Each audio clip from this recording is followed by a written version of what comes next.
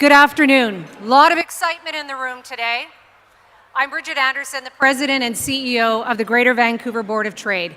And I would like to begin by acknowledging that we are gathered today on the unceded and traditional territory of the Coast Salish peoples, the Musqueam, Squamish, and Tsleil-Waututh.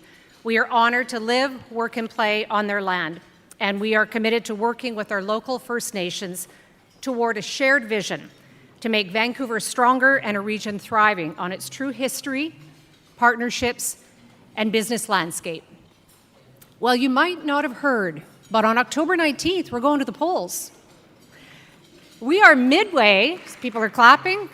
Go ahead, we can clap for that.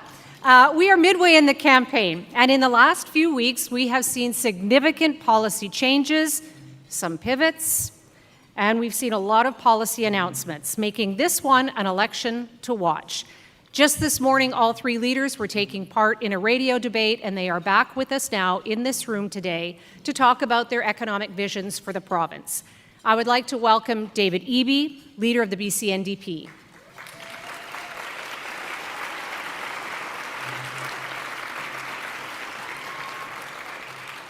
John Rustad, leader of the BC Conservative Party.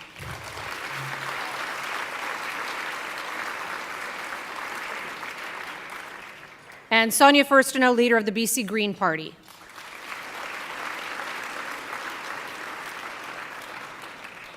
Last month, we sent a survey to all of our members at the Greater Vancouver Board of Trade seeking their input on the most pressing issues facing their businesses and families. I would like to acknowledge the approximate 500 respondents who took the survey and made their voices heard. And as you might expect, the economy and economic growth and challenges facing their businesses were the top priorities. In just a moment, we will release the survey findings, which were gathered and compiled by our survey partner, the Mustel Group, and will give each party leader an opportunity to respond to the findings. As always, we would like you to take part in the conversation, and you can do that by going to slido.com, and the password for today is BC Votes. On behalf of the Board of Trade, I would like to thank our generous partners for making today's event possible. Thank you to our presenting sponsor, C-SPAN, our survey partner, Mustel Group, our supporting sponsor, DoorDash, preferred venue partner, the Fairmont Hotel Vancouver, and thank you for the lunch and the service today, our event partner, Global BC, our community partner, Purebred, our preferred media partner, Business in Vancouver. I would also like to take a moment and thank our pillar partners. They include TELUS, CN, YVR, BCIT, Air Canada, and RBC, and quite simply, the work that we do at the Board of Trade would not be possible without their support. I now have the pleasure of introducing Dave Hargreaves, Senior Vice President of Strategy, Business Development, and Communications at C-SPAN, to deliver some opening remarks. Welcome, Dave.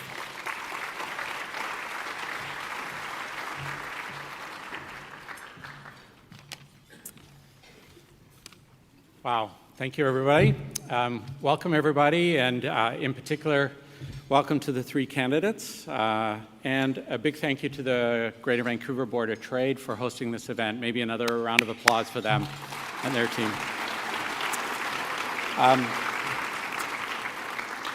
My name is Dave Hargreaves, and I'm the Senior Vice President of Strategy, Business Development, and Communications for C-SPAN Shipyards. Today, our economy is dominated by real estate, construction, and service sectors. Together, those are about 50% of our GDP. And so we believe we need to grow other sectors and have strategies around other industrial sectors to grow those. So for an industrial strategy to work, there is a need for a healthy ecosystem to develop. What does that look like? Normally, it starts with a prime contractor who builds their business based on a domestic market. In turn, that prime contractor develops a supply chain that also grows on the basis of the domestic market.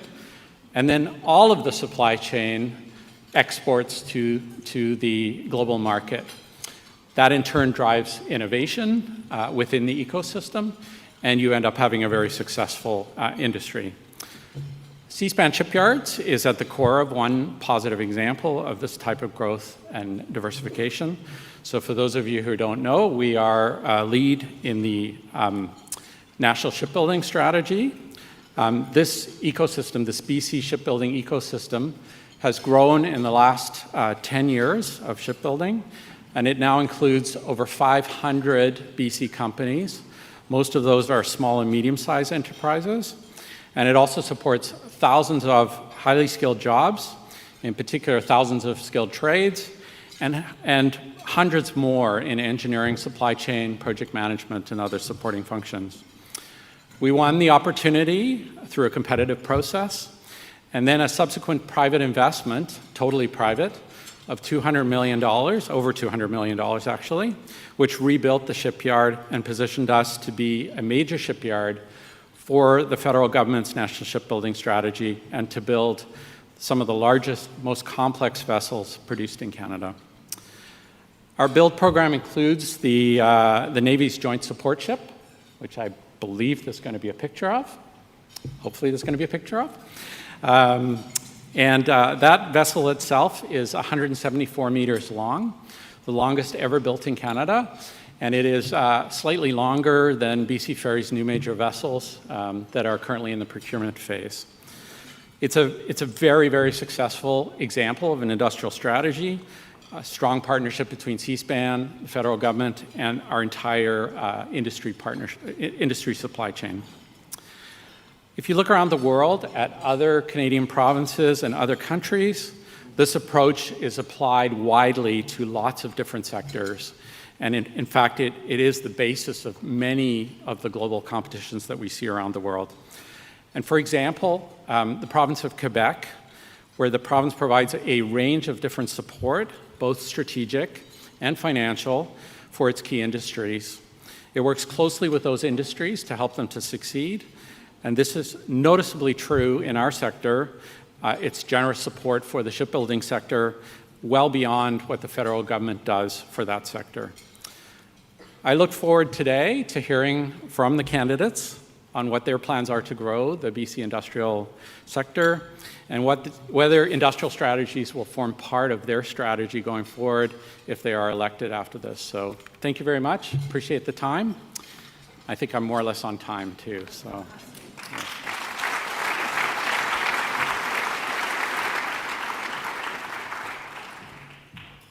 Right on time, Dave. Thank you.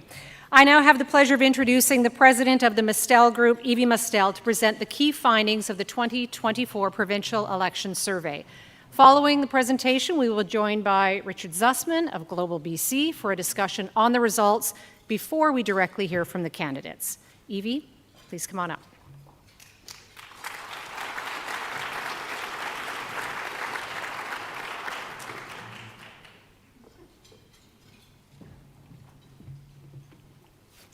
Thank you, Bridget. So I'm sure everybody's getting a little fatigued with all the polling. It seems there's almost polls released on a daily basis right now, and we're only into week 2 of the election. But this poll is unique. As Bridget mentioned, we surveyed 500 Greater Vancouver Board of Trade members, and we also surveyed a random sample of 500 Metro Vancouver residents. So you have the perspective of both businesses and residents, and you can see where the two connect. So it is unique that it is focused on the Metro Vancouver area. Okay, I would just start off with the top issues. Sorry, it's not advancing. Tech help? Okay, here we go. So with, as you've heard, affordability and housing are certainly the key issues facing the province. With businesses, number one on their list is having economic-friendly policies and taxation policies. Following housing and affordability, crime and public safety is a key issue for businesses, along with healthcare, and attracting capital investment in major projects. With Metro Vancouver residents, we found healthcare was equally as important as housing, followed by affordability, crime and public safety, mental health, drug crisis, and homelessness, and again, having economic-friendly policies. So you can see a lot of overlap between the issues. What's good for for the community, is good for businesses, and residents certainly understand some of the challenges that businesses are going through as well.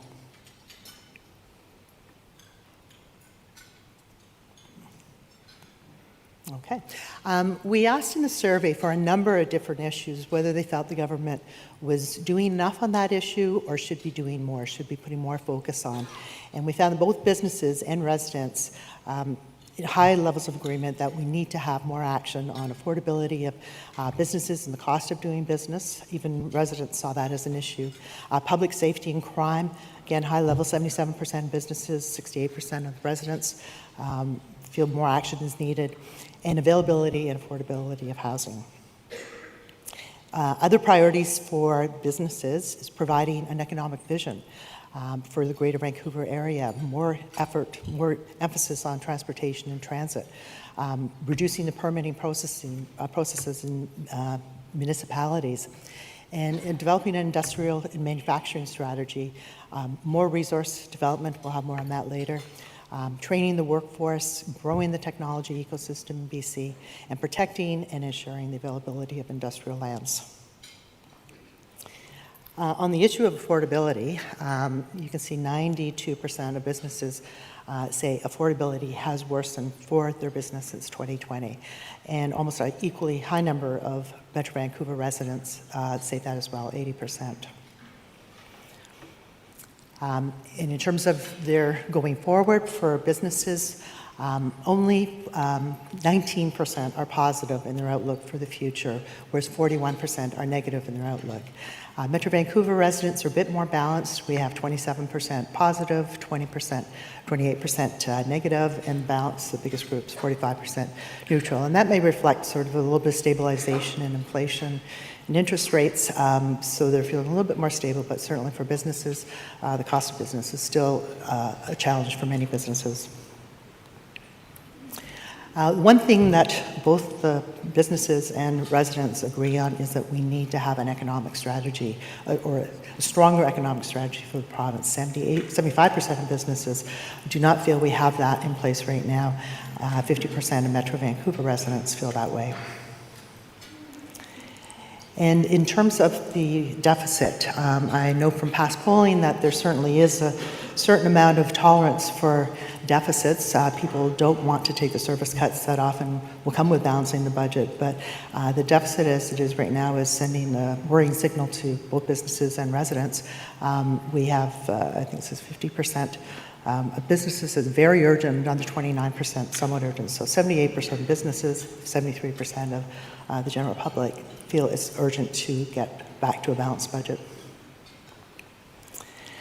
So as a result, we've been seeing this number for a while now. About 30% of businesses, 33% of residents are saying that they are thinking about moving outside of the province. And we have seen that number for a while, and now Stats Canada is certainly backing up that with data. We have the highest net migration out of the province since the 90s, and there's certainly a lot of stats coming out now, businesses as well, taking their businesses and moving them to other more business-friendly jurisdictions. So it's not just talk, that there is action going on.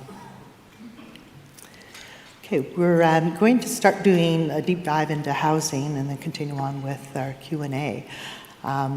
So on housing, certainly there's, people feel that there is some good action being taken on housing. 39% of businesses feel that we're on the right track, or some of the announcements, some of the progress being made is on the right track.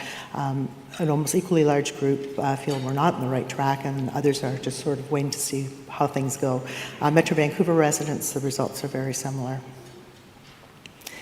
And in terms of whether we're meeting the infrastructure needs, the service and infrastructure needs by the population growth, only 28% of businesses and 48% of Metro Vancouver residents feel that we are building enough infrastructure to serve the growing population.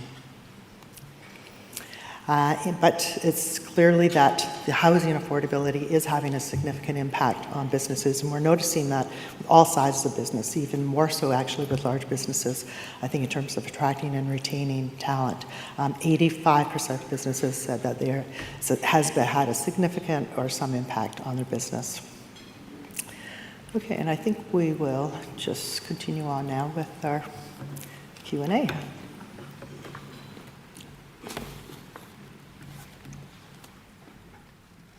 so much, Evie.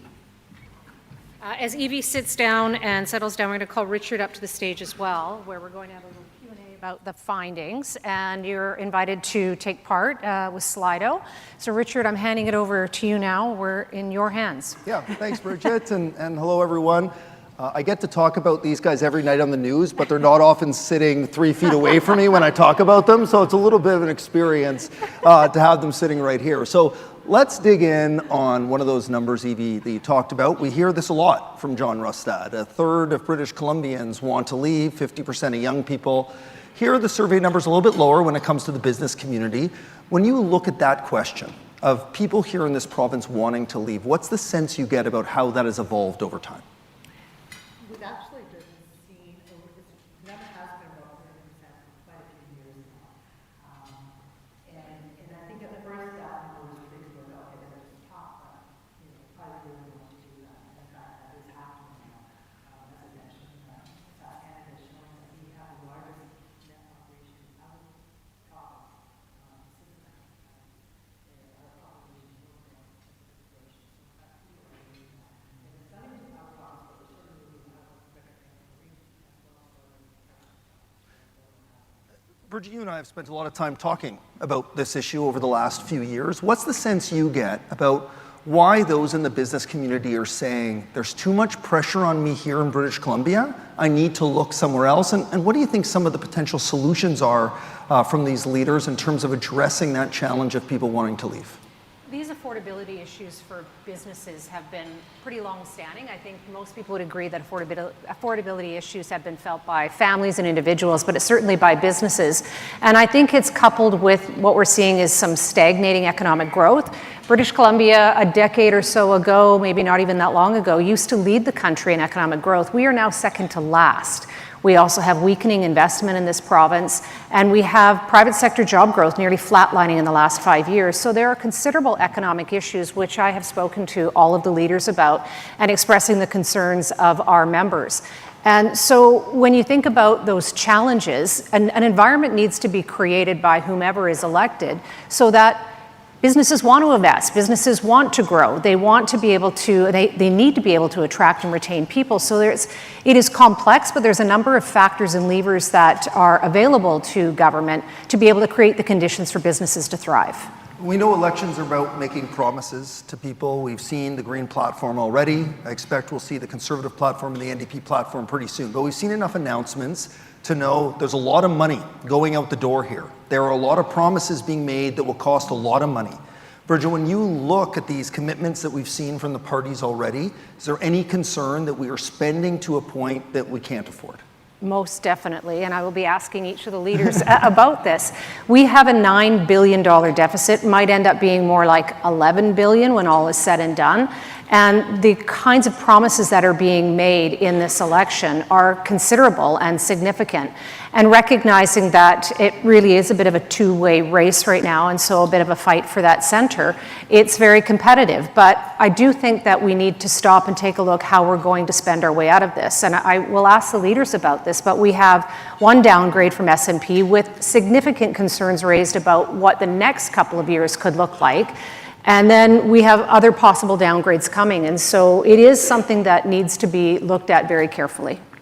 Evie, I want to walk through some of the numbers that you laid out, especially when it comes to investments here. So when it comes to attracting and retaining tradespeople, 62% of businesses believe the government's not doing enough to help address the skilled labor shortage. We've heard that again and again, various organizations saying not enough's being done with Ottawa to encourage the right type of immigration here. When we look at trade-enabling infrastructure, 55% of businesses feel there's insufficient investment in key infrastructure that supports trade. 57% of businesses think the government's regulatory processes are too slow or cumbersome, hindering progress on major projects. So when you see those numbers, what does it say to you about the concerns businesses are feeling specifically about those issues? Well, and Bridget could probably answer that too, but it all adds to the cost of doing business. Labor rates are going up because of the shortage of labor, so that's just one more cost to the business. The permitting, the length of permitting, it's a problem in housing, it's a problem in mining, a number of resources as well. That really just adds to the ultimate cost of the project and ultimately to the consumer. So all those things are all related and all contributing to a problem that businesses are having in terms of being competitive in this jurisdiction. So, Bridget, what can the leaders do about it? You know, we know some of these responsibilities are Ottawa's to bear, but what role does the province play here to invest in those transportation hubs that we've seen, to ensure that we are getting the right types of workers in this province to do the necessary work to catch up with our infrastructure hole that we're seeing right now? So what responsibility does the provincial parties have, and what plans would you like to see to them to address those issues? In regards to talent? Yeah, let's talk talent, let's talk infrastructure funding too. Sure. Well, infrastructure funding, we can maybe start there, is it's challenging because we have historic growth in our province that we have never seen in a long, long time. So we have to have the infrastructure services to be able to ensure that all of these newcomers to British Columbia have got the services that they need, whether we're talking about schools or hospitals or daycares or what it might be.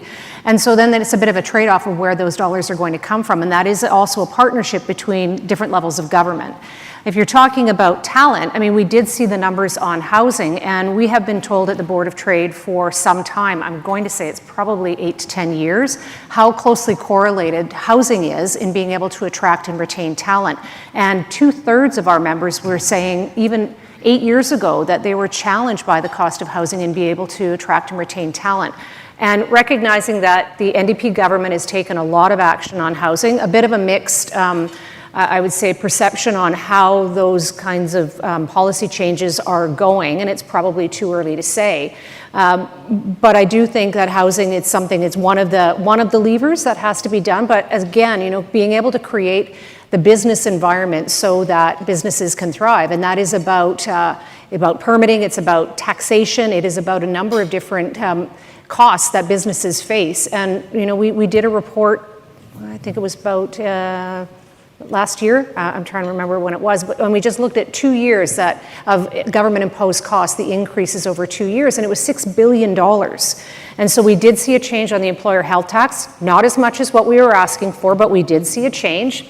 But we looked at other costs, whether it was the carbon tax, and we looked at, you know, paid sick days and a number of other kinds of costs that have been levied onto to businesses in the last few years that have added additional struggles for businesses that were coming out of a pandemic when it was a really challenging time. Let's focus in on the issue of public safety. It has clearly become a central piece of this campaign. There's a feeling out there, everyone here is feeling it, especially when you live in a big city like Vancouver or Victoria, and you get that sense that people feel less safe. You can see the numbers up there. Businesses, 77% of them say they feel less safe. General public, 58% of it. Evie, you've looked at numbers for a long, long time. You know, you focus in on the business impacts here, and there's a big impact on what people are feeling.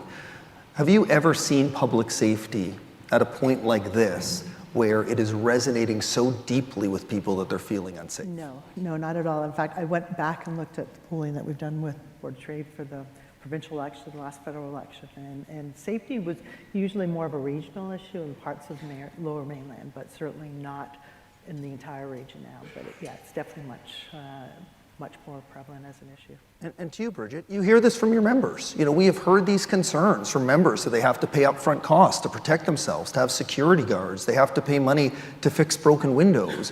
When it comes to government policy from the political parties, what would you like to see when it comes to how the parties could help businesses to address, you know, the safety of their staff, the safety of their infrastructure, and just the general sense of people feeling safe so they come to our downtown cores and spend money and go to our restaurants and help drive the economy? This also, you know, is an issue that it is about public safety, but it also is intertwined with mental health and addiction. So there needs to be a multifaceted approach to being able to solve some of the challenges that our members are talking about here. So, you know, there has to be treatment for those people, and it is a small group of people, but treatment for those people that are making it very challenges for whether it's businesses or employees or consumers going into these stores. There also needs to be a look at our judicial system and that understanding that some of that does not come from BC government, it comes from federal government. But clearly we're at an inflection point where we need to make some changes because what we're doing is not working. And so I would say that look at the policies that are in place at the provincial and the federal level and recognize that there is an urgency here because businesses are closing doors, businesses are leaving, and people are feeling increasingly unsafe. Yeah, one of those numbers as well, 65% of businesses have faced increased costs related to security, vandalism, repairs, and theft. And I think we've seen this largely come out of the pandemic. Bridget, how much has it still been impacted? We know that British Columbia led the way post-pandemic when it comes to big provinces in terms of driving the economy. But do we still feel those residual effects of that sitting here, almost 5 years since the pandemic started? We fared better than other provinces during the pandemic. We didn't have to deal with the kinds of lockdowns and the time of the lockdowns that many other provinces did. And so we had a quick kind of bounce back. I think what's happened, though, in the last few years, and some of that is out of government control, inflation and some of the broad economic challenges. But when we look at the kinds of challenges that businesses are facing, it is the increased costs that make it very difficult for businesses to be able to operate.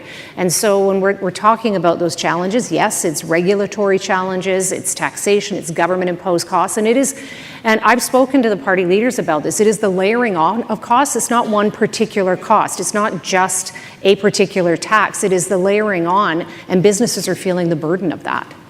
Yeah, when I look back at polling results from the last provincial election, the focus was all about recovery from COVID. So they got through COVID, but in a weakened position, and then now there's been additional challenges. So they didn't even completely recover before they're hit with another few things. And that's clearly a deep impact on so many in the business community that it feels like a compounding of things. So when that compounding comes, what responsibility do the political parties have to say, well, we appreciate that we're in a unique circumstance here, unlike anything we've ever seen. And we know there are external pressures, we know there's global uncertainty, all of these things, but is there a responsibility here to acknowledge that we are in an unprecedented time and that requires unprecedented measures? Well, speaking of unprecedented, some of my colleagues from other business associations are in the room, and we all came together and stood together at the beginning of the campaign calling on all the leaders for an economic vision.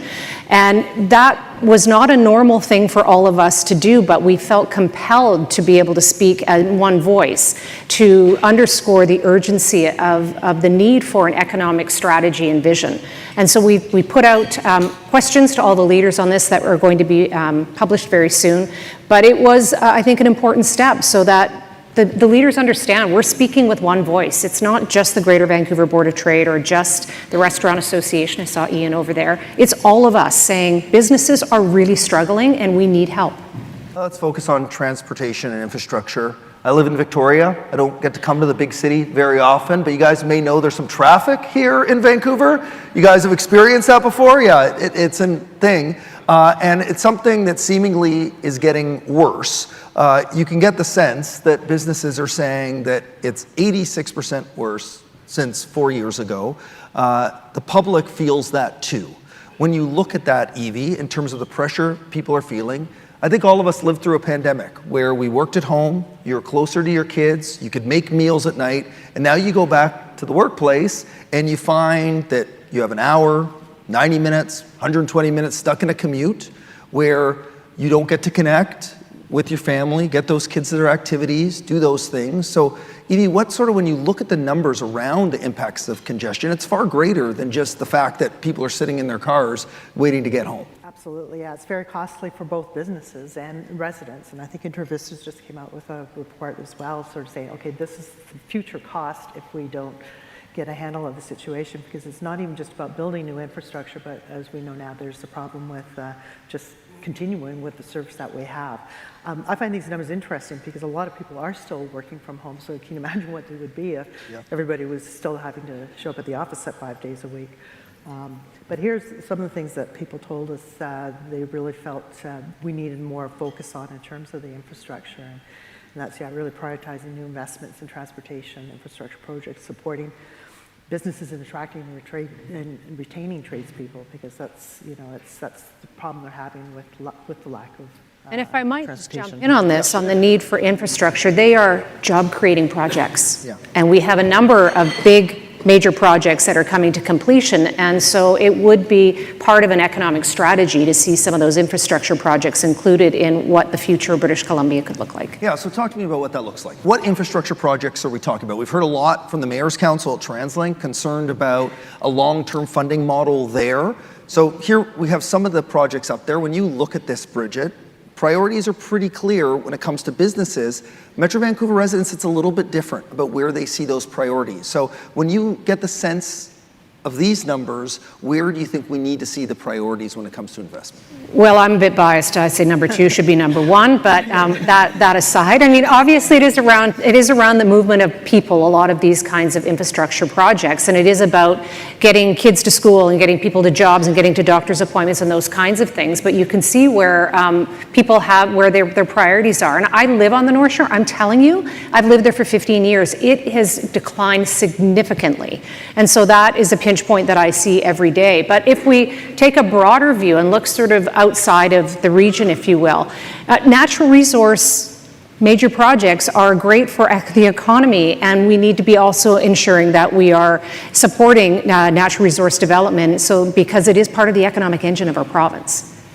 Evie, has there been any shift? Let's focus actually in natural resource and climate conversation, because clearly that is a significant piece. We've had a debate on the campaign trail around what is the role of human-caused climate change? What are the investments going to be from government on that issue?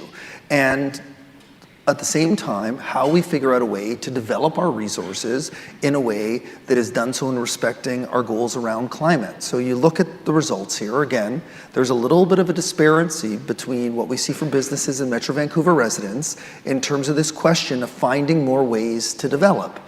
So even when you look at these numbers, what do you make of that gap that we see when 61% of businesses say we need to find more ways to develop our natural resource, and the public is down at 40%? Well, and I'd point out too, these are the views of Metro Vancouver residents. Yeah. If we went outside of Metro Yes, Vancouver, I very think they'd have different. quite a different Yeah. perspective too. But the fact that only 14% feel we have too much development already, that's always been the challenge, is having that balance between environmental protection and resource development. But even Metro Vancouver residents are not feeling that we've gone too far one direction. In fact, 40%, the largest group, say, no, we should find more ways to develop more. So I think people, they're looking for those economic levers that are going to prop us up and help balance our budgets, and definitely businesses get it. You talk, Bridget, about big infrastructure projects. These projects bring in a lot of jobs as well. And you talk about the jobs going offline, right? We're talking about LNG Canada, we're talking about Site C. Those projects are coming to an end. So how significant would it be for our economy if we start seeing some investment decisions coming from big, national, international companies to invest here in British Columbia to help develop the resource sector, but also help push and grow that economy? And maybe a bright spot, because we haven't really had a lot of bright spots in this conversation, but you think about 2025 and what that's going to look like. LNG Canada becomes operational, so that is a significant economic driver. That's great. But LNG Canada is also considering phase 2. So, say to the leaders, where do they stand on that? There are, my friends in the Mining Association know this better than me or anybody in mining, there's over a dozen mines that are waiting for permitting right now. The forest industry has had significant challenges for the last many years. So these are all natural resource development that provides jobs, it provides GDP to our economy, and it is something that is integral to British Columbia's economy that sometimes people in Greater Vancouver don't see or appreciate in the way that people in the interior and the north do. You talk about bright spots. I think, people who live in their communities try to find the greatness in those communities. When people are asked these questions, do you ever feel like they're just trying to get off their chest this frustration they're feeling, that they may just say, I'm frustrated, but they're not really sure what they want? Or is it getting clearer that people are focusing in on those things and say, well, this isn't how it should be? Yeah, there were some things in the survey that show that we are making good progress on childcare, for example. They felt we're making progress on truth and reconciliation. So there were a few areas where they do see, and even with housing, they said, yes, we're making some progress, but we need to do more, obviously, before we really start seeing a decline in, or an improvement in affordability. this is another issue actually too, is sort of, with all our plans for, for carbon emissions and everything, there's a lot of uncertainty whether we're going to have the adequate energy supply to meet some of those goals. Everybody wants to hear from the leaders. Obviously, we'll get to them in a minute. Bridget, a final thought from you. You're going to get an opportunity to pressure them here, but I'll ask you, if you were to ask for two things, for the business community, for the sake of Metro Vancouver, what do you want to see from these political parties to ensure that, what people in this room want to see in terms of the future of our province gets delivered? Lower the cost to doing business, and also fiscal management. What is our way out of this, and how are we going to ensure economic growth at a time when we've got some significant economic challenges? All right, back to you, Bridget. Let's get these leaders up here and hear from them.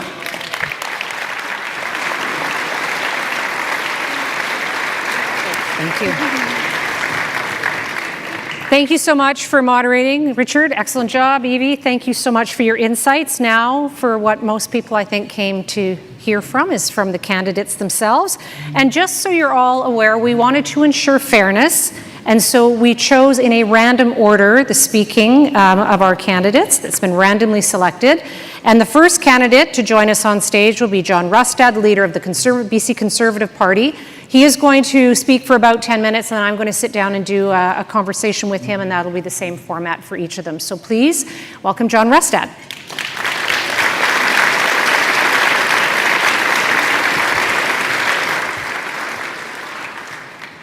Thanks, John.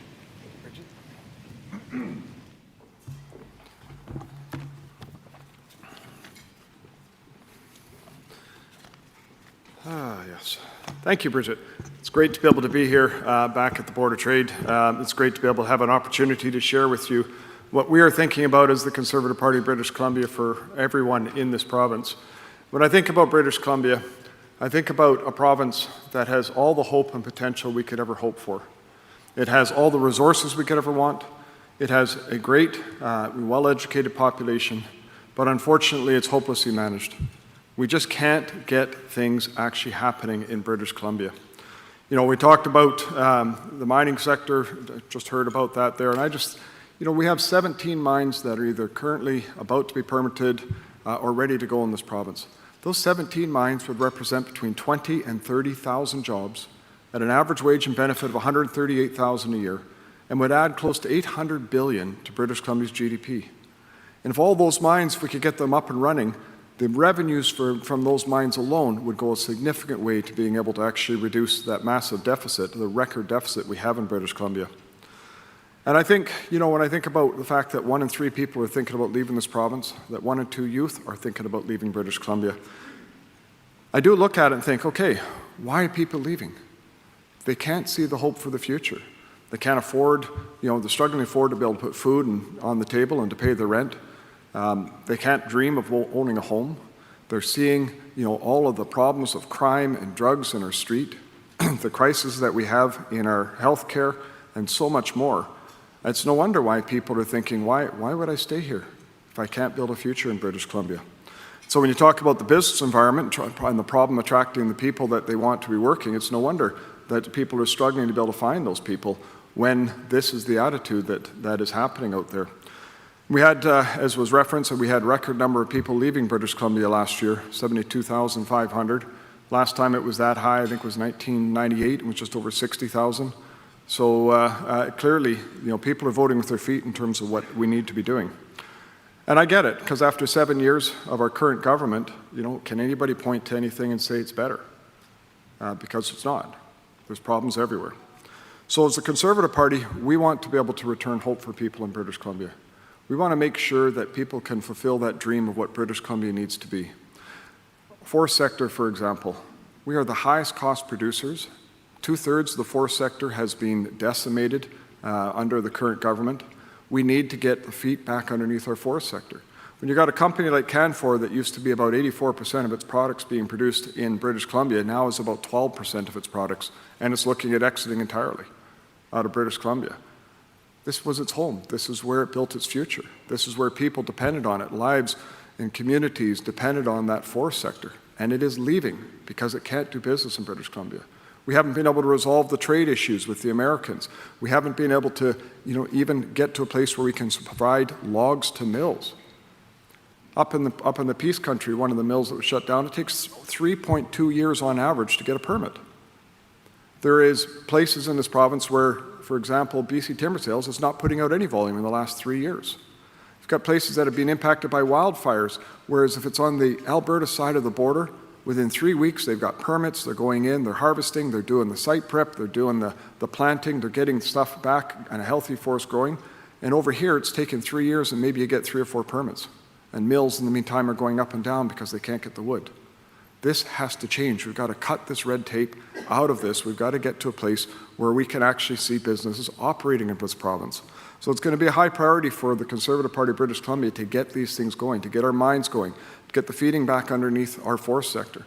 And when it comes to our natural gas sector, we need to be able to export our natural gas. And I focus on all this, not just because, this is the Board of Trade and there's all the economic activity that's needed, but if we're going to solve the problems of healthcare, if we're going to solve the problems of addictions, if we're going to solve the problems that we have in this province, we need the revenues. We need to see a strong economy to be able to count on it, because we cannot do this with more taxation. So we need to remove some of those restrictions and barriers that are in place. For example, the restriction of using electricity for compression on LNG. That doesn't make any sense. It cannot happen. We'll see no projects move forward in this project, no large-scale projects move forward with that because it is too costly. We need to be thinking as well about how we actually provide that electricity in terms of our future. Right now, last year, I think it was 17%, close to 20% of the electricity we consumed was from outside of our border. How is that, what we need to be doing for British Columbians so that we have that reliable power? Whether it's for industry, even for things like natural gas that does need to have auxiliary power as part of it, or whether it's new businesses that want to start up. If you don't have reliable power, what are you going to do? And so this is why we also have to have a very significant focus on generating the electricity we need. We need to get rid of things like the mandates for heat pumps and electric vehicles, because we don't have the electricity to actually fulfill those. If we were to go ahead and every home and every business like this had to use heat pumps in the province of British Columbia, you would need to build the equivalent of 6 or 7 more Site C dams. We're likely never going to build another major dam in this province. So it's not possible to meet those targets without doing that significant investment. And so we have a significant plan for doing that, for generating the power that we need. And that means we're going to have a conversation about nuclear power. Should we have that as part of our mix in British Columbia? But I look at everything, from that perspective as well of how do we address those immediate needs as well for businesses. So we need the power. We need to make sure we get the red tape out of the way. We have to do what we can do on the tax side to make businesses be able to come and invest here. We've got to make sure that they can do it in a timely way. But we need to make sure we've got the workers. Because at the end of the day, businesses aren't really the focus from my perspective. It's the workers. We need to make sure if we're going to address affordability, we have to have the lightest touch we can as government in terms of taxation, which is why we introduce things like the Rustad rebate, which is why we're going to cut things like the carbon tax. But we need to make sure that we can drive wage growth. And you can't have wage growth if you don't have profitable businesses, if you don't have a strong economy. So we're going to be very focused on actually making sure that we get those tools and those pieces in place so that we can see that growth. And when it comes to making sure that we have the workers in British Columbia, yes, we've got a challenge with immigration. Too many workers are coming into this province and not being able to get directly in the workforce. We need to work on how we focus on the training, both the training that they've received outside of the country as well as the training they have in here. But I think more importantly, we actually shouldn't be relying on Ottawa, 3,000 miles away, making those decisions on immigration. We should take control of immigration right here in British Columbia and make sure that we can set our own future, make sure that we can have the people coming in, and we work with foreign training institutions, make sure when they come in, they can come directly into our workforce. So we can do things like have the forces we need for building housing, having the workforces we need to be able to support the restaurant industry, having those people coming in to be able to deal with health and the other issues, other components that we need in our economy. But the last topic, of course, I want to touch on is, so many businesses I hear about are struggling because of crime and also with addictions and mental health. This is a very serious issue. When you have to have, a company, for example, like Save-On, that's hired 345 security people just because they're worried about their staff in their buildings and the amount of goods that are walking out the door. And people are not, there's no consequences for these people, for these prolific offenders that are continually committing these crimes. Just think about how much money that is for a company like that that has to be passed on to the cost of our food because we are not addressing crime. So we need to have a significant focus on doing that, making sure that these prolific offenders, that there's consequences for that. We're going to be doing that within our current system, within what we can control, which is the justice system, making sure that we get through that. We're going to be pushing the federal government for guaranteed minimum sentencing. And we're going to make sure that we get these people off our streets so that it's safer. And I'll close just with talking a little bit about addictions. Across this province, the number of people that have died from overdoses is just shocking. When you talk to a mom whose child has lost his life to an addiction and who fought within the system, fought to try to get help and was not able to get help, that to me is a failure of government. We need to make sure we do everything we can to have a path to get people healthy, to give them an opportunity to recover, to give them an opportunity to be able to build their lives. That means we need to be able to support parents and parents' rights, to be able to work and be able to provide for the children. But most importantly, as a government, we need to make sure that we build out the recovery that's needed in this province to address this. If we can do this, if we can address the addictions, if we can address the crime, if we can lower the burdens that we have within government to be able to unleash our economic potential, I think, quite frankly, people will be once again to be proud to be British Columbian, and we'll see this province on a very different path. That's the vision for a Conservative Party, just to deliver common sense change for everyone here in British Columbia. Thank you.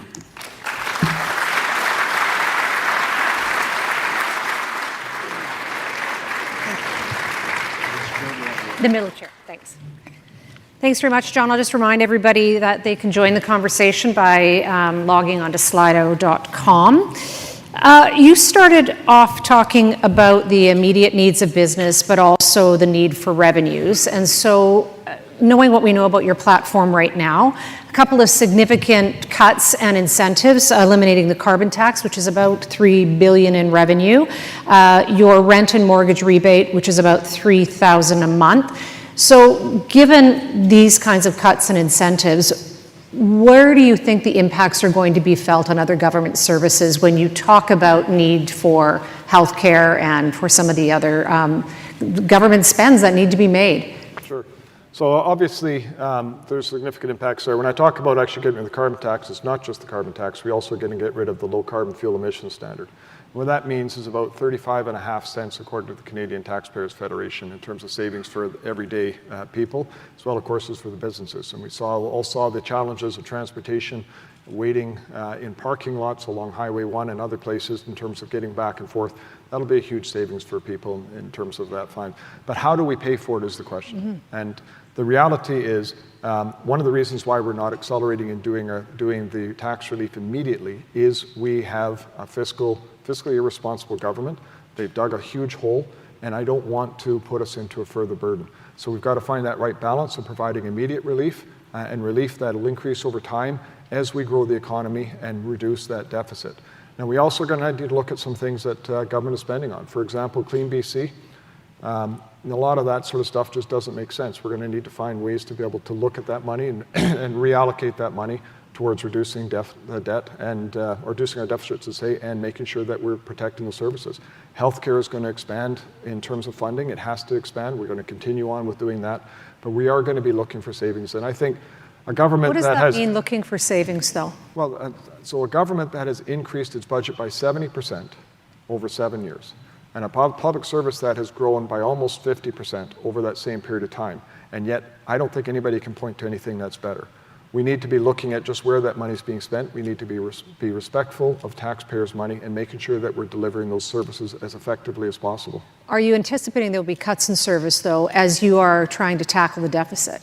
I'm not anticipating cuts certainly in the mainline services. I want to look at many of the sort of pet projects that this government has put in place, things like Clean BC, places where we can actually look and say, is there, do those need to be done? Can we do that more efficiently? Can we make sure that there are the savings?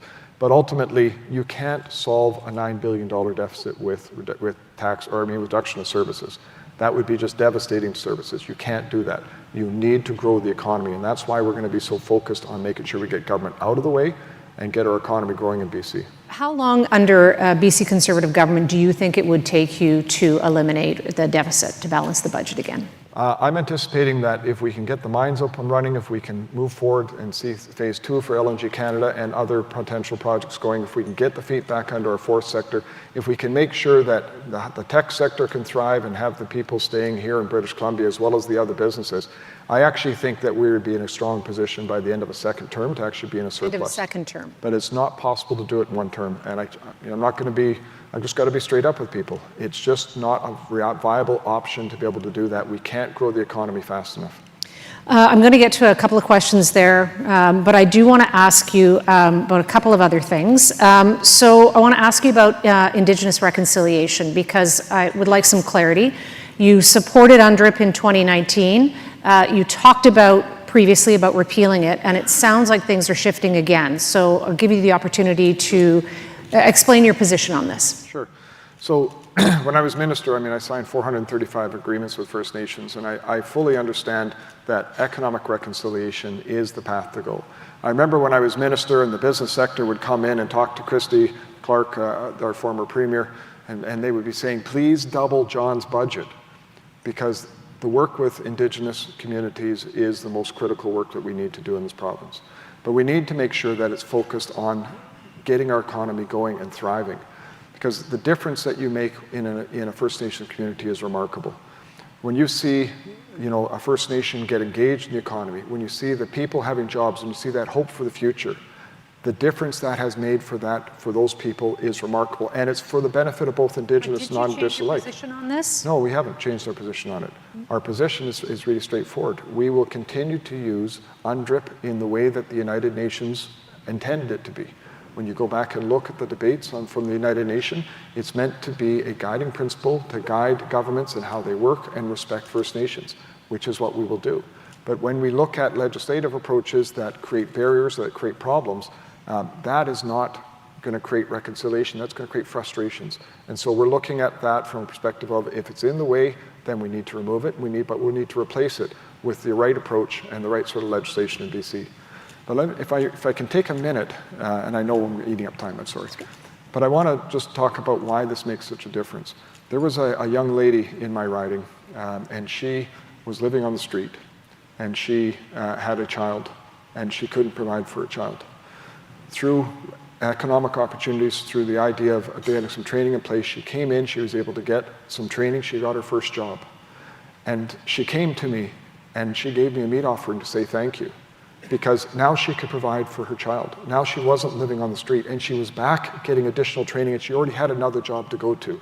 That's the difference we need to make for people across this province, especially for Indigenous communities.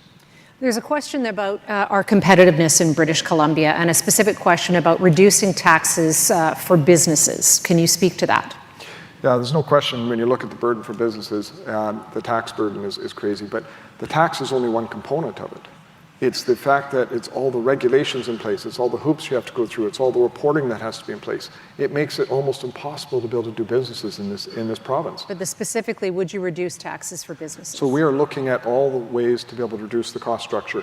Certainly from an administrative perspective, all those components, but I am looking at additional tax relief and the tax that need to be put in there, and we're going to be announcing some steps in the coming days. On the flip side, I do have to ask you, because you said sometime in the last week that you wouldn't increase taxes without a referendum. Correct. I'd like to know who would like to vote for a tax increase, number one. Everybody put up their hand? Yeah. Why would you take that position? Because does it not put you in a corner? It does put government in a corner, but I actually think government needs to be held accountable. Right now, governments of all stripes have been treating people in this province as a piggy bank. And whenever their fiscal irresponsible policies are being put in place, they just go and ask for money. We've had, 33 different increases in new taxes in British Columbia. We need to say enough is enough. So we need to make sure that we have the right revenues being able to come in. We need to grow our economy to increase those revenues, but we cannot be continually going back to people and asking for money unless there's a good case to be made. And governments can do that. But my perspective is we need to be able to find a path forward. Might remind you of the HST. Just might remind you about that. That didn't really go that well for the BC. My riding voted for it. A couple of questions, and then we'll be out of time, but a question specifically on the employer health tax. And again, the NDP government did increase the threshold, which provided some relief for businesses. It wasn't fully what the business community was asking for. Is this something that you would consider making changes to? You know, we're going to look at all components that are added to the cost of businesses. And the government removed MSP and created the employer health tax. All they did was just transfer the tax, and then that just gets passed on to consumers anyway. It got hidden. And I want to look at it from a perspective of, can we remove it? I would like to be in a position to remove it, but in order to do that, that would be about $2.4 billion. Mm-hmm. And so I've got to look at it from a perspective, what is the best way to be able to support our economy and people, and making sure that people can afford to live here. And right now, we don't have the tax room to be able to adjust it. I want a final question and finish off with a question more about some of the core beliefs of the BC Conservative Party that some of our members have expressed concerns about, whether it's SOGI or climate change or COVID vaccines. You know, what can the business community expect given the balance of that and the social beliefs and the core values from a BC Conservative Party if elected? Well, I can tell you what you'll see from a Conservative government, should we have that honor of forming government, is a government that's going to be laser focused on making sure we get our economy going, on making sure that people can afford to live here. And somebody once asked me, how would you define success of a Conservative government? And I would say this, 4 years from now, instead of 1 in 2 youth wanting to leave this province, that they're optimistic about building a future and that other youth are coming to British Columbia to be able to build a future. But what would you say to those people that have addressed concerns about some of the social issues then? Well, I can tell you that our agenda has been very clear, everything that we are doing as a party. And we have candidates that have a variety of views, and I'm okay with that. A variety of views is okay. Unlike the NDP, I actually don't mind a variety of views, but as a Conservative Party, the agenda that we move forward is very clear in terms of what we're going to be doing to improve lives and to bring back common sense in British Columbia. Thank you very much, John. Thank you.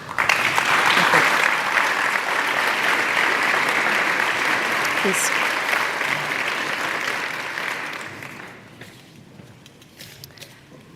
Thanks so much, John. I'd like to introduce our second candidate, which was randomly pulled out of the basket as well. And so David Eby, leader of the BC NDP, you will have 10 minutes for your presentation, then I'll come back up and ask you a few questions.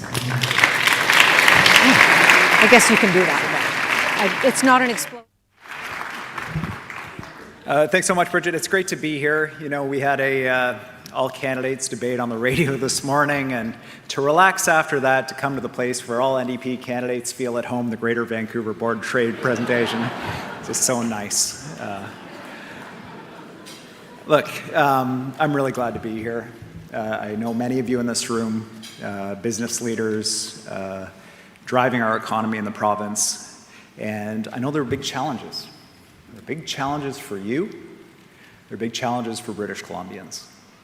When we talk about global inflation, people at home seeing the increase in the price of food, one of the key topics in the American presidential debate, impacting our restaurants here just in the same way in terms of their operating margins, their ability to be successful.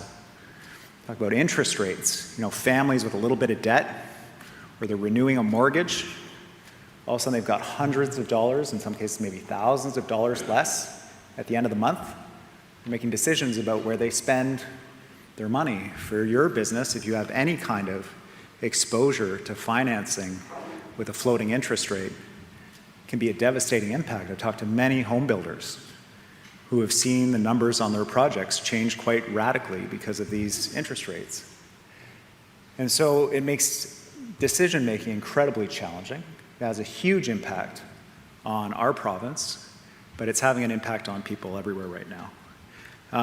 There's some things I think we can be proud of that we did together, recognizing these challenges and recognizing that we need to do more.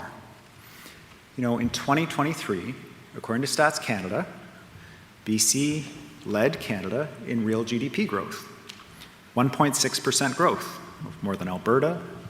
Well, we're tied with Ontario. But I think that's different, you know, because unlike Ontario, we haven't seen the federal government show up with billions of dollars for manufacturing battery plants. We've been doing this on our own out here. And I'm proud of that we did that together. And I know that we've got a lot more work to do. One of the stats I'm also proud of that we did together is both since the pandemic and since forming government as the NDP, we've led Canada among all of the big provinces in GDP growth. Now, we're like, big provinces, what about this? PEI beat us, okay? And I tease Dennis, the premier of PEI, you guys got a new factory that has a big impact on your numbers. I'm proud of that we did that together. But man, there's some big challenges out there. And so the question is right now, in terms of government, how do we ensure the growth? How do we ensure in this difficult and challenging time that not only is the business community seeing growth, but people? If it's not real in the lives of people, if they're strained for cash, if they're struggling to cover the bills, if they can't find a decent place to live, then it's not an economy that works for our province. And that's where we are staying focused.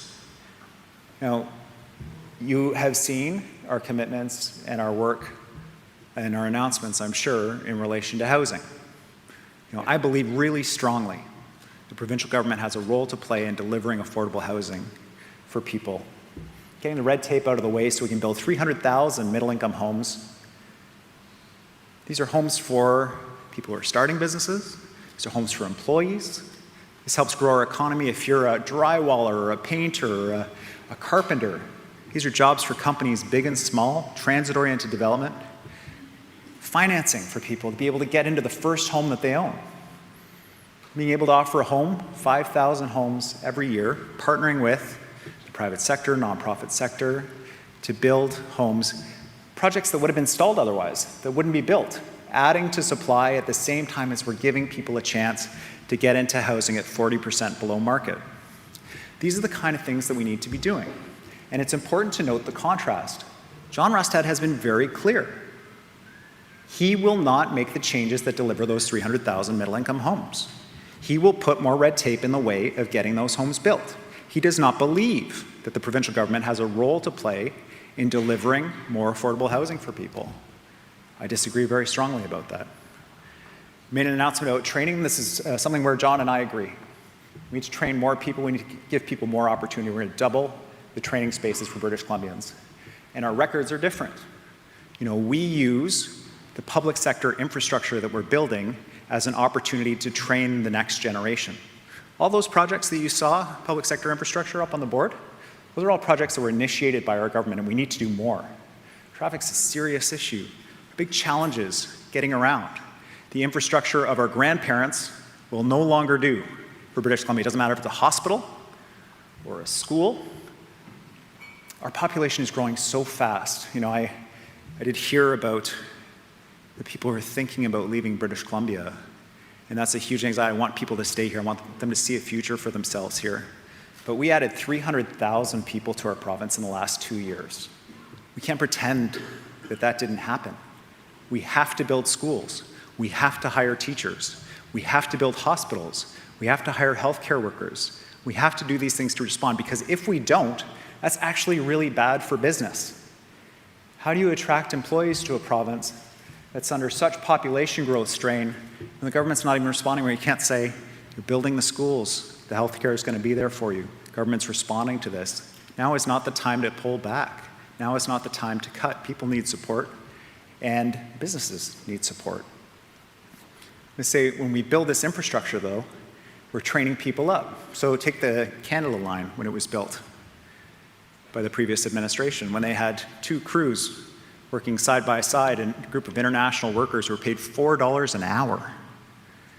Instead of using that infrastructure as an opportunity to build up our province, skilled trades for the future, it was an opportunity to bring people in and exploit them. The government was sued, had to pay out millions of dollars in damages. That's not the way we build our province. That's not the way we build our people. I don't agree with that. We got to use this opportunity to build our province up. I think that when I look at what I saw on the board, what I saw from businesses and from people, they're not saying, now is the time to pull back. They say, we want to see more from you. We want to see you deliver more. We want to see you build more housing. We want to see you find other ways to support business. It's a really hard time for us. And the commitment that we're making is we'll be there. When we face these hard problems together and we take them on together and we don't find ways to divide each other, and instead we work on these problems together, we'll be successful. First of all, supporting British Columbians. A middle-income tax cut. You know, when you think about all of the businesses across the province who are dependent on whether or not people have a few bucks in their pocket to go out for dinner, to buy something locally, to spend a little bit extra, that immediate support for people is an immediate support for businesses across the province. $500 for an individual taxpayer, an average of $1,000 per household, available immediately, not like John's proposal, which is for 2029. It's not for $3,000, certainly not for $3,000 a month. And that immediate relief for people means they're going to be able to be out and supporting businesses right away. A carbon tax, I know, is a challenge for a number of businesses, for a number of people. It's been an important tool for the province to drive down emissions, but also at a time when our economy is growing, it's been a successful tool. But 2024 is not 2017. People are feeling that strain. I don't want people to have to choose between climate action and affordability. But as long as the federal backstop's in place, we need to find other ways to support people. That's why we're delivering that immediate tax cut. Greater Vancouver Board of Trade has been calling on government to establish an industrial land reserve. This is critically important. We'll be ensuring that we work with you on that to make sure that the industrial land is there for the jobs of the future, whether it's manufacturing, whether it's shipbuilding, or whether it's food processing, all manufacturing jobs in the province. One of the big challenges we face, just like housing, is the availability of land, getting brownfield sites back up and running, making sure that we're identifying and quickly expediting permits for industrial land, key parts of that.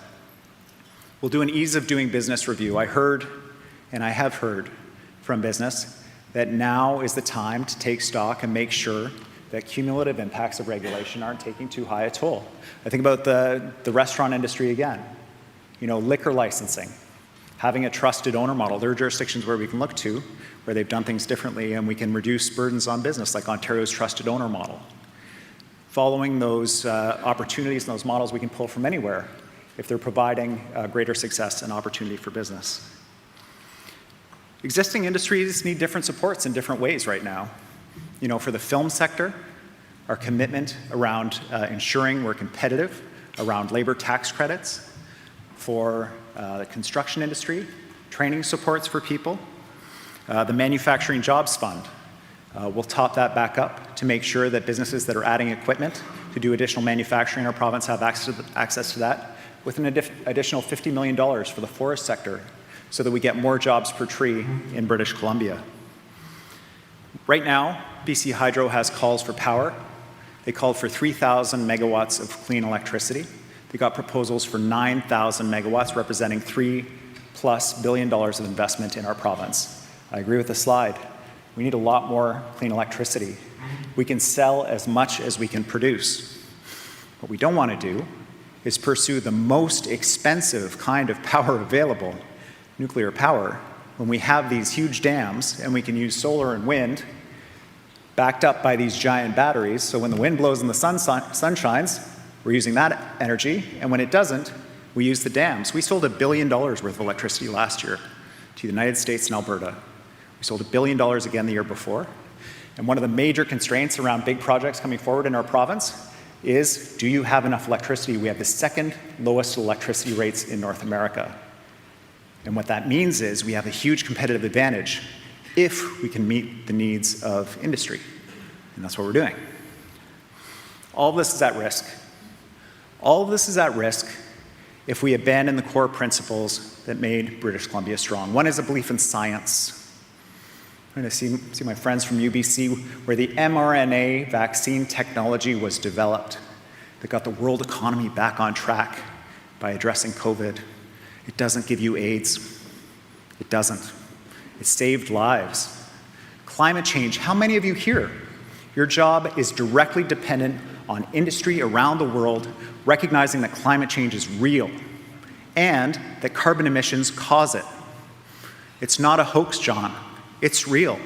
And the cost for our economy of ignoring that reality could be devastating. What are you going to say to the investors coming to build the critical minerals mines to make batteries to reduce carbon emissions. You're a fool. Carbon pollution isn't causing this problem. Give me a break. We got to be a champion of these issues. Indigenous relations, doing things differently. The major mines projects that are happening in this province are happening in partnership with Indigenous people. We've added 10,000 people to the mining sector since forming government. And John's right about this. We can add a lot more, but it's not going to happen if we're fighting Indigenous people in court. I can assure you of that. So I'm really excited about the potential. I've always been proud to be a British Columbian. I am proud today to be a British Columbian. I don't agree with John that people aren't proud to be British Columbians. We are an amazing place. We do incredible things here. We are the most beautiful place on earth, but it is the people who make this place amazing, and we'll support them every single day. Thank you.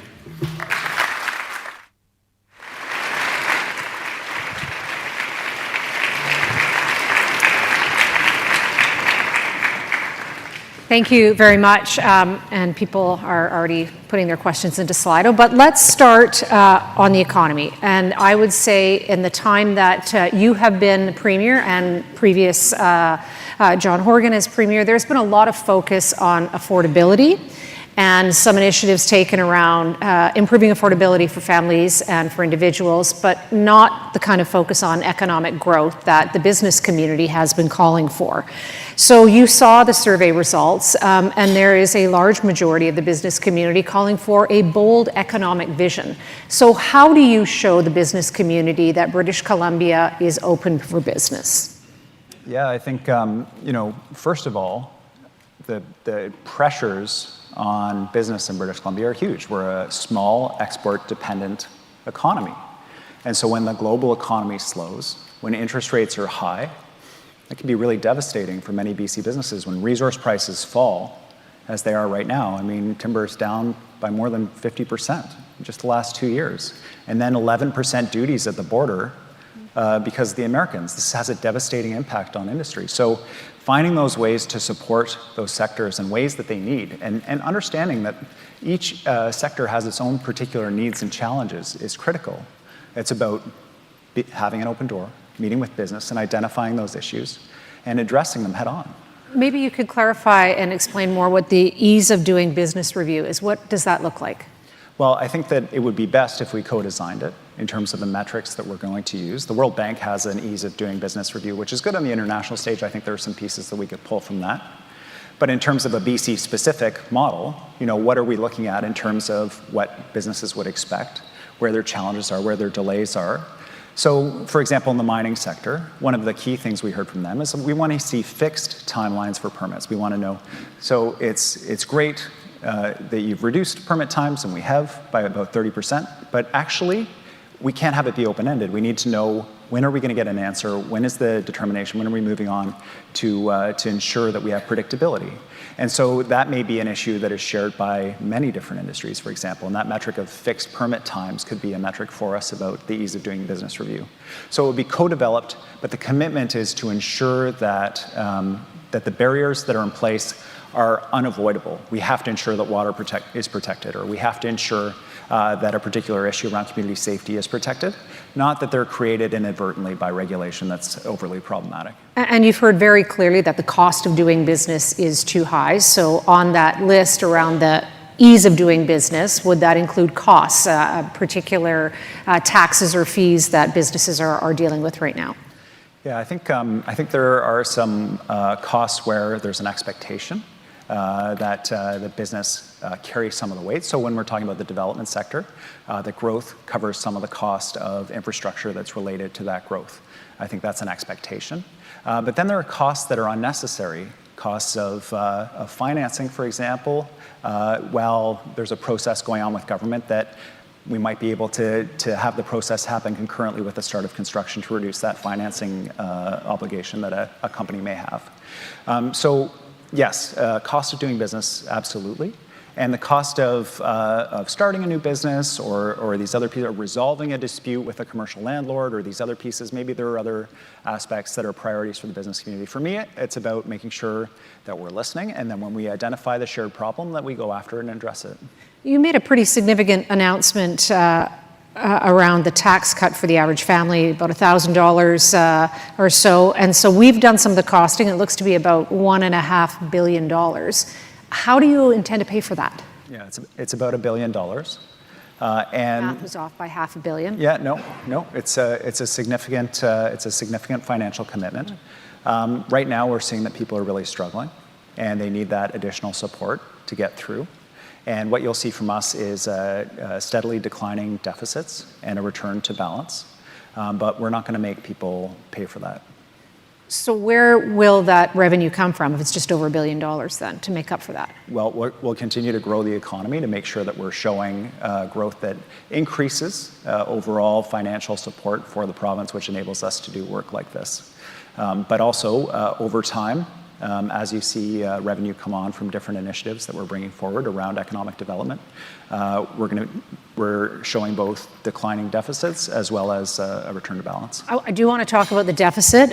We saw that 78% of the people who responded to our survey was wanting urgent action to address the deficit. And in fact, if we look at Standard & Poor's, there's a downgrade on our credit rating.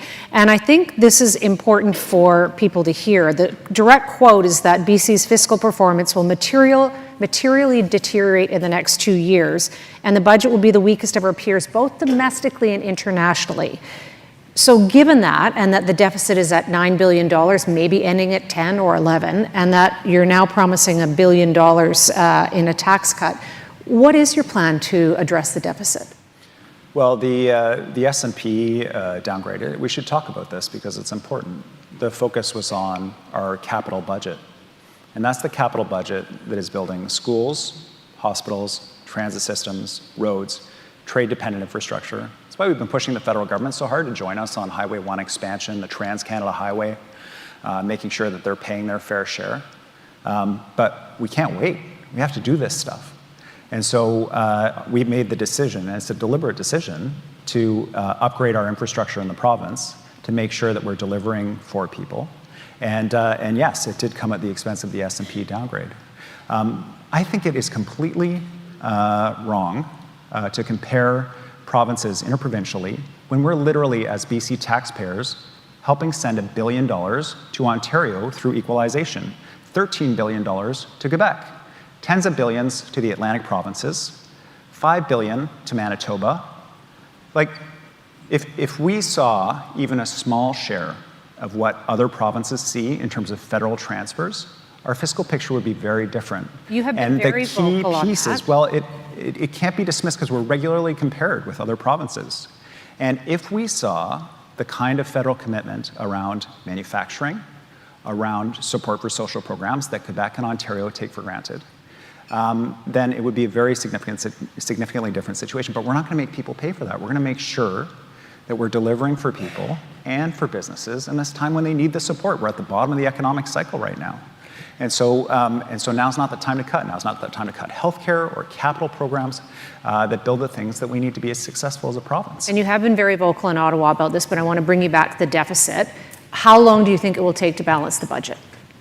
We'll balance over time. We'll have declining deficits. My hope is that we see the global economy return, resource prices return, and that we see that. But we'll ensure that we're responsive to conditions going forward. But we're not going to make people pay for it. A question there at the top of the heap around trust, and I think that's important that you have been in office for some time now, and so people, I think, have had an opportunity to see how you govern, and now you're asking for an opportunity to come back and govern again. So when British Columbians are experiencing challenges around public safety, lack of opportunities, they feeling very challenged around affordability, how do you show them that you should be elected again and that they could trust you to deliver? Yeah, I think it's an important question. So when I was sworn in, I said to people, I was like, these are big, challenging problems that we face. And what I'd like to do is have some signs on the road of where we're going and show some progress on these issues before the next election, because I had the option, obviously, of calling an early election. And so let's take crime, for example. We have put in place teams of prosecutors, probation officers, and police to track repeat offenders. We've driven down stranger attacks in Vancouver by 50%. We've driven property crime down in communities like Kelowna and Vernon. And still, one is too horrific, right? One of these attacks is too horrific. We've got more to do, but we've shown that we can actually make progress on these issues. Housing. You know, we are the one province in Canada that showed rents coming down instead of going up in the most recent rent survey. Now, they're coming down from record high rents. They're really expensive rents, but the rest of Canada went up 5% and we went down 5%. We're building 4 times more rental housing than Ontario, and we've got to keep going. Now's not the time to stop that work. It's, my concern is when you're talking about these really hard issues, mental health and addiction, crime, housing, these are multi-year problems to solve. They don't get solved overnight. And just as we finally start to show progress on these things, what's on offer from the Conservatives is to completely abandon the fight, So which will maybe only one make things final harder question, for people. and sorry to interrupt, but I do want to try and please, keep yeah. everybody on time, is, you know, some would say that if you are reelected, this would be your first mandate from the public, from the electorate, because this is the opportunity for you to go in front of the electorate. So given you're talking about the multi-years that it takes to make change, can this community, the business community, expect bigger, bolder changes, and what would that look like, and what should we expect from an elected EB government? So the key pieces of concern from British Columbians, let's take healthcare. Our projection is by the end of 2025, with the agreement that we've reached with Doctors of BC, we will have eliminated the wait list on the Health Connect registry for people accessing a family doctor. We've connected 250,000 people in the last year so far. That rate is accelerating, and we expect it to continue to pick up. The new medical school will be open. We'll have fast-tracked doctor and nurse international credential recognition, addressing this really stubborn problem of emergency room closures in rural and remote parts of the province. That's health. On housing, we'll have rolled out a brand new program. But can this community expect a vast different kind of EB government? Well, absolutely. Well, I mean, certainly, this is the situation in 2024. I believe that there's opportunity for us to build on our success in reducing permit times. We reduced them by 30%. I think we can do a lot more. So on permits, yes. In terms of trades training, double the number of apprentices to make sure people have access to the skilled workers that they need. In terms of social supports like healthcare and education, building the schools and the hospitals, and getting those doctors, nurses, and teachers in place. The infrastructure projects that we're rolling out to reduce traffic, Highway 1 expansion, Surrey Langley SkyTrain, Broadway Subway, will be opening up and easing some of those. And we'll have a commitment to work with the business community on that ease of doing business piece to make sure that we're competitive as a province, both nationally and internationally as well. And so, yes, I do think that there's a lot of work for us to do together. I look forward to it. Thank you very much. Thanks, Bridget. Thanks. Here, you go ahead.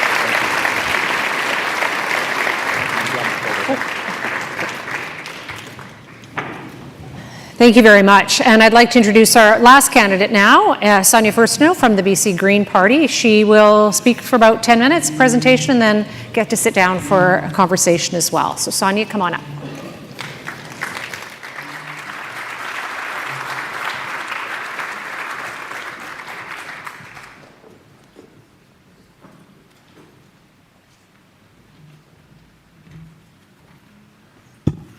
Hello, everybody. As I often say, now for something completely different, address from your BC Green leader. There's a few things that are different about me from the other two. Some you might not notice. One, I'm the only elected leader here. I'm also the only returning leader. And third, and maybe most important, I'm the only leader in full-blown menopause right now. So.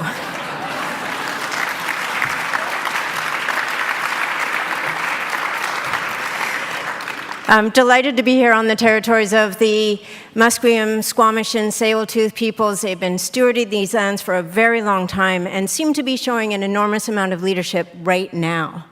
And I've been listening. I have a speech. I'm not going to read it because I always fail to read my speeches. But I've been listening to the other two leaders. And I think about politics, and I think about business, and I think about the stories we tell. And we're hearing stories from political leaders right now that feel to me a little outdated.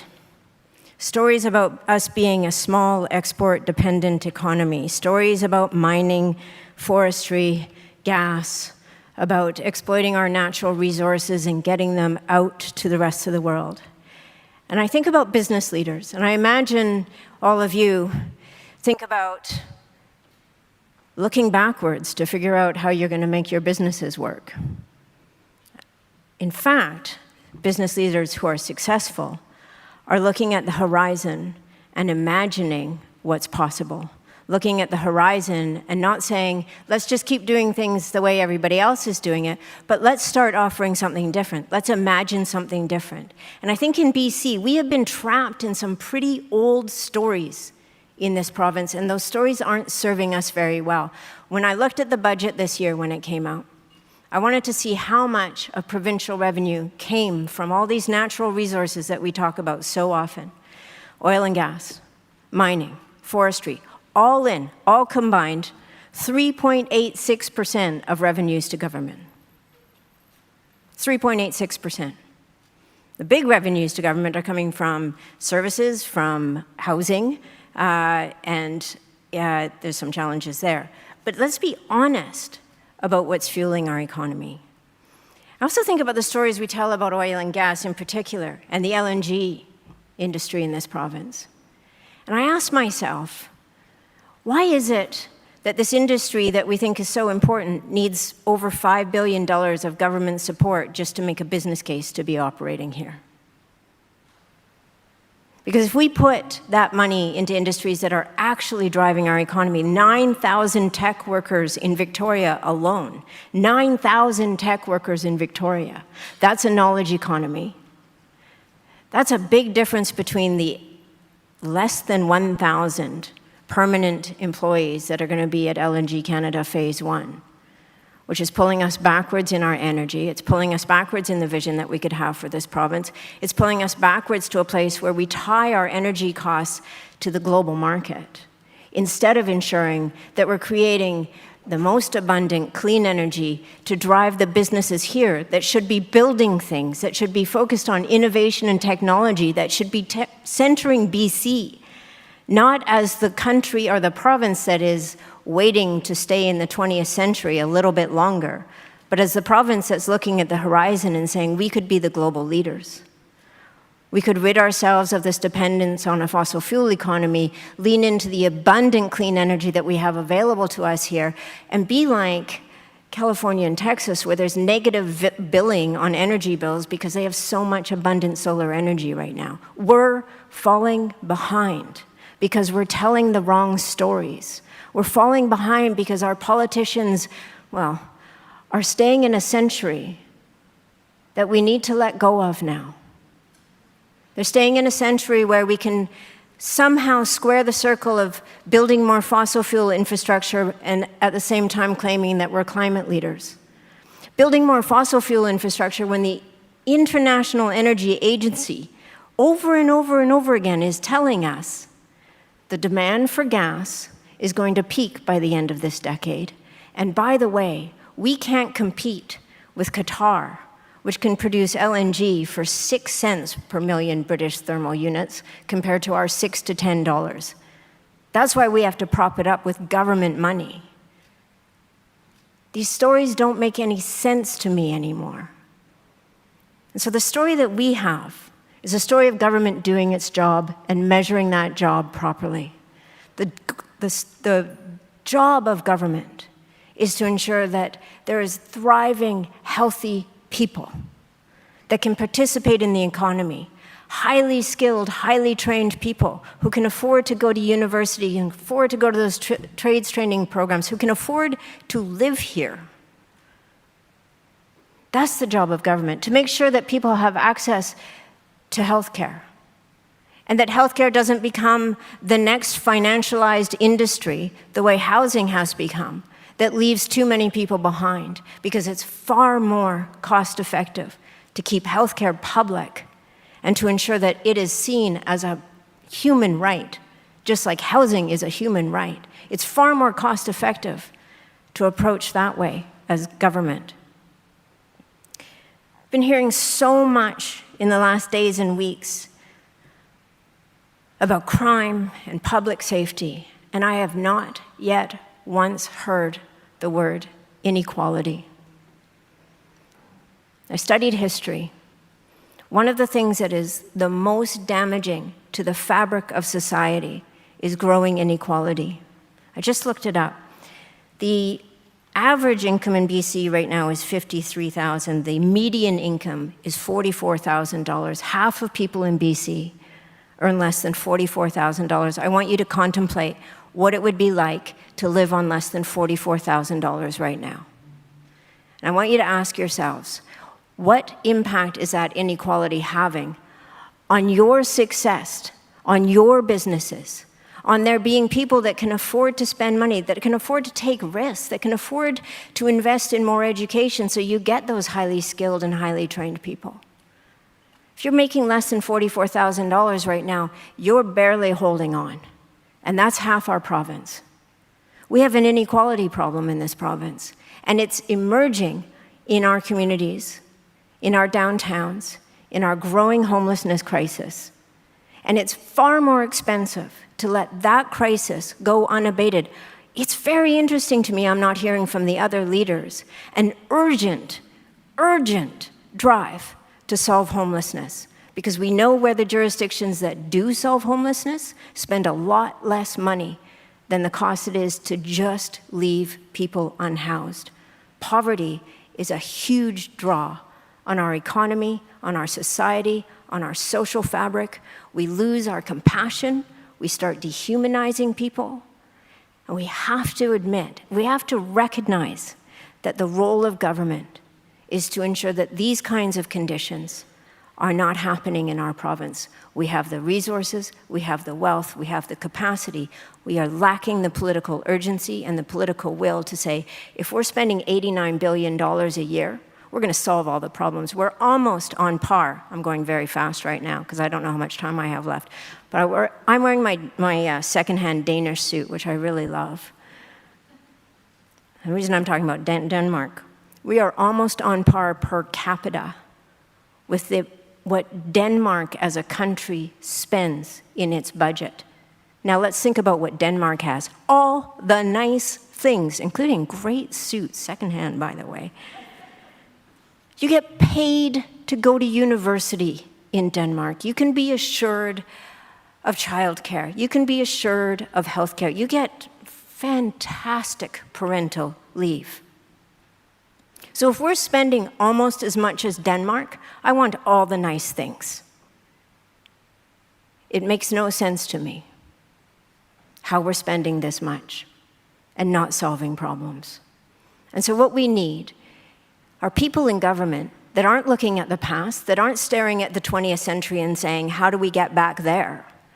Who aren't ignoring the unbelievable impact of climate change to our economy, to our health, to our future, to the well-being and mental health of our young people. We need leaders who can look at the horizon the way business leaders look at the horizon and say, I can imagine something so much better than this. I can imagine us having all the nice things. It's possible to do that. And if government does its job and measures its work properly, we can get there. That's the vision I have for BC. That's the vision the BC Greens have put into our platform that we released yesterday.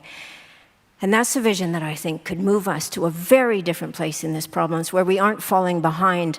When I hear David Eby say we got 9,000 megawatts of clean energy in the last call for clean energy, I think, how far behind are we on clean energy? Because we stalled out in 2017 by approving an incredibly expensive and who knows how effective project, Site C, for which the energy is meant to go to the LNG industry, another little gift to them, because apparently their multi-billion-dollar oil and gas industry needs government welfare checks. How far behind are we on creating that province where we have so much abundant clean energy, so much affordable clean energy, that businesses are thinking, wow, I could do almost anything. I can envision a future like what quantum technologies is doing in Squamish right now. Let's invent, create, sell, and export the technology to recapture helium. Like, we're doing that in BC. That's the kind of economy we should be striving for, not the economy that says we're going to dig things out of the ground, we're going to cut things up, and we're going to ship them off as quickly as we can. It's a primary economy. Let's move into a tertiary economy, be the knowledge-based economy that BC has the possibility of being, and stop dreaming so small.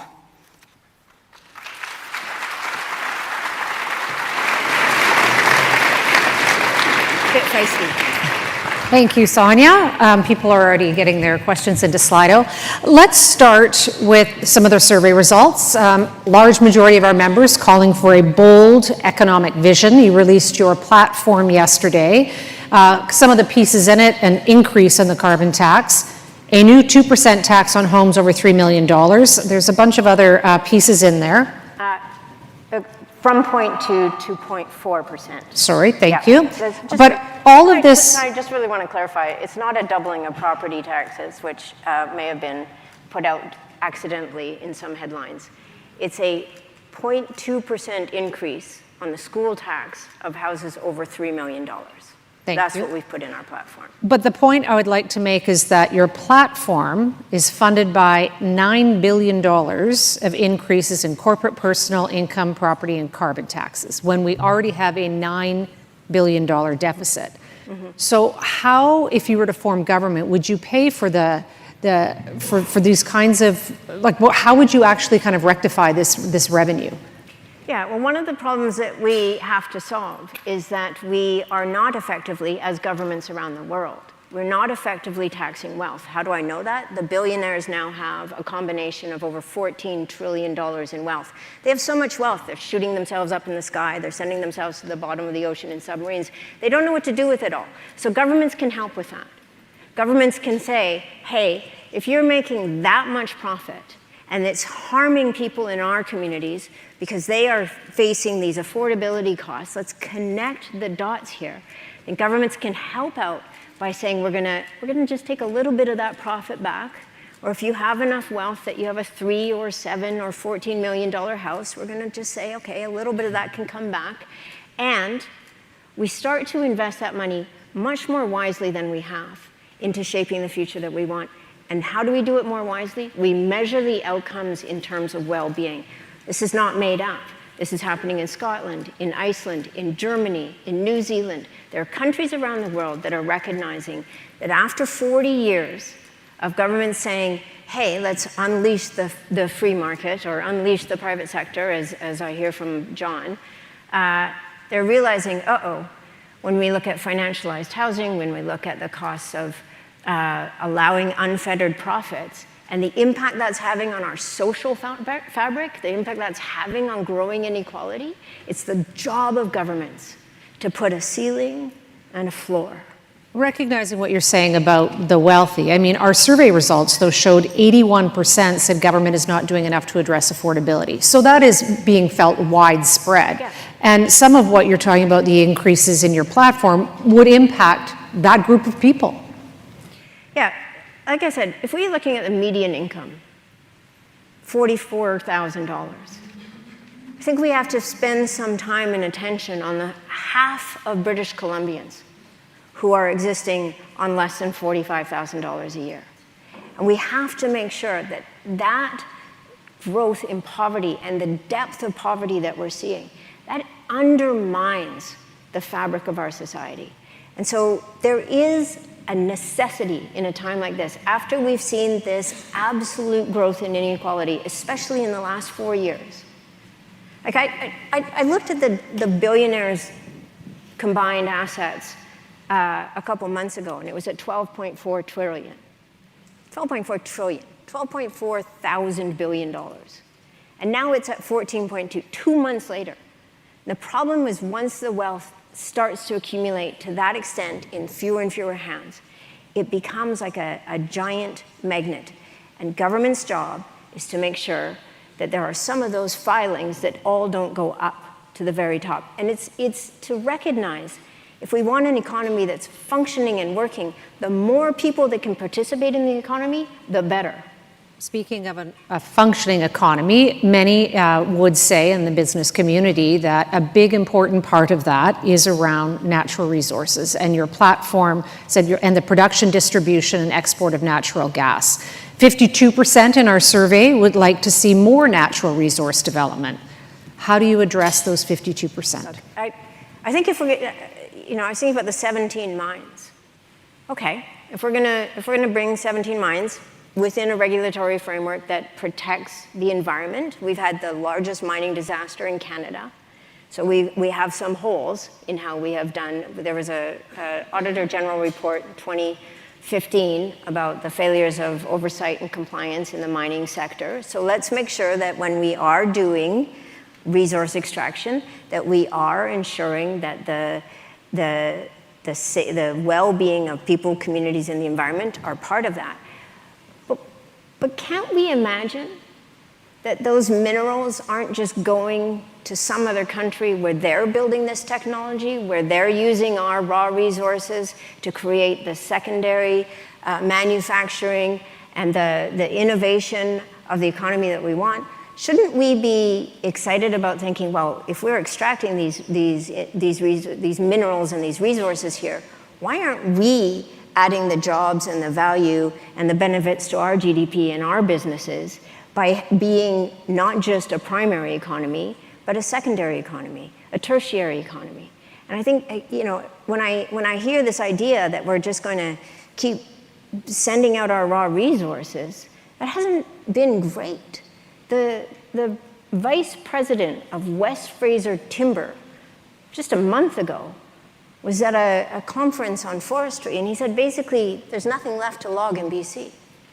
We've logged all the forest. The only thing that's left is primary, and that's 150 years of government not looking at the horizon and saying, how are we using these resources not just to create wealth for the companies that are exporting it, but to make sure that that wealth benefits the communities, that it's staying here, that it's value added, that we're actually building and creating something more than raw resources. Significant challenges in the forestry industry aside, it might feel a little deja vu to you if you think about where you were in 2017. Yeah. Because once again, at the end of this election campaign, you could find yourself holding the balance of power. Yes. And so with that in mind, what would be your strategy? What are some of those priorities and some of the deal breakers? I've probably got John's and Dave's attention right now. Mm-hmm. I really hope we come out of this election without a majority. I think we see what happens in BC. We just have to look historically. We've typically had two parties. The names change sometimes, but it's been typically a two-party system in BC. And what happens is one party gets in for a while, and they make all these promises and give all these tax cuts, and we see cuts to services, or we see growth to the public service, and all these kind of patterns and trends. And then people get weary of that, and they toss them out, and then they elect in the other side, and they undo a whole bunch of things, and then they make promises, and they do their thing. And then after a while, the population gets tired of that, tosses them out. And we've been in this rinse and repeat cycle. So if you want to talk about, predictability and certainty for business, this long-standing swing back and forth in BC must be kind of stressful for business, is my imagination.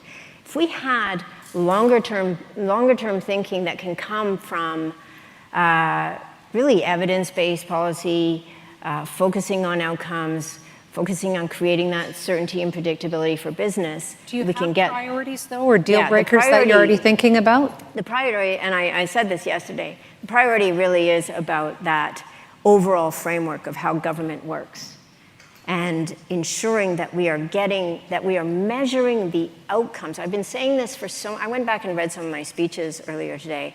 I've been saying the same things for so long in the legislature, but we keep hearing from governments, we're investing $1 billion here, or we're putting $250 million there. And then we never really hear, okay, how did that work out? Now imagine running a business that way and saying, we're just going to throw $100 million over here, but don't worry, we got you. Don't ask us how that turned out. You measure you measure the outcomes in your businesses. Government needs to measure outcomes, not in the same way. Government is not, in my view, is not a business. Government is providing services and ensuring that the fabric of society is beneficial to people and to businesses. And so for me, it's really about, can we orient our government towards measuring whether or not the way they're spending money is actually getting the outcomes that they want to get. And to do that, you have to identify the outcomes you want and then start ensuring that you're measuring. I'm pretty sure John and David were listening to that very closely. Sonia, thank you so much.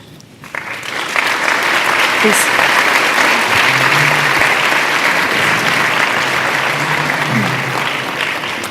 I just want to take a moment to sincerely thank all three leaders. This was a unique situation, an opportunity for the business community to speak to the leaders and to take time to present their platform. So again, thank you to Sonia, David, and John.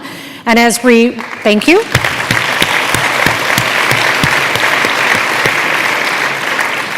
I would like to thank all of you for taking time as well and being part of the conversation on Slido. Richard and Evie, thank you very much, and great survey results. Evie, thank you for your partnership on that.